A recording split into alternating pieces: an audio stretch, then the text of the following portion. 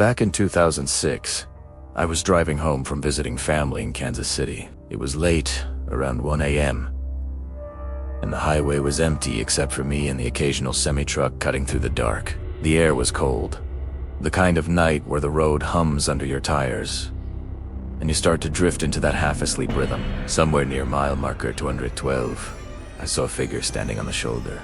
At first, I thought it was a trick of the headlights, but as I got closer, I realized it was a woman. Long hair, pale face, wearing what looked like a white coat. She was holding her thumb out, asking for a ride. Normally, I would have kept driving, but something about how still she stood made me slow down. I rolled down my window a little and said, "You okay, ma'am?" Her voice was soft, almost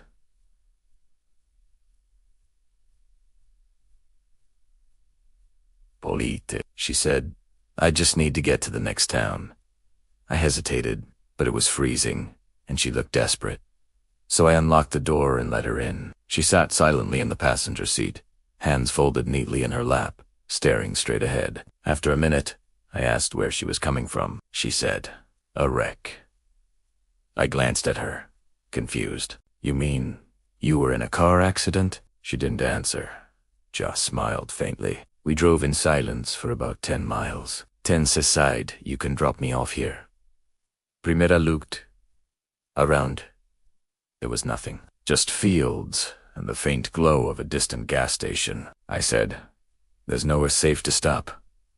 She turned her head slowly toward me. Her face was pale, almost gray, and her eyes were glassy, reflecting the dashlight. She whispered, "I live here."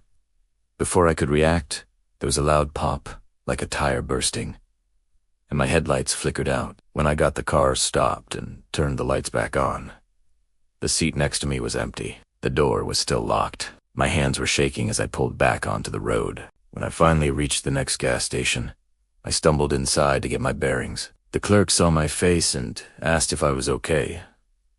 I told him what happened. He went quiet for a moment, then said, "You passed the old Miller Bridge back there, didn't you?" I nodded.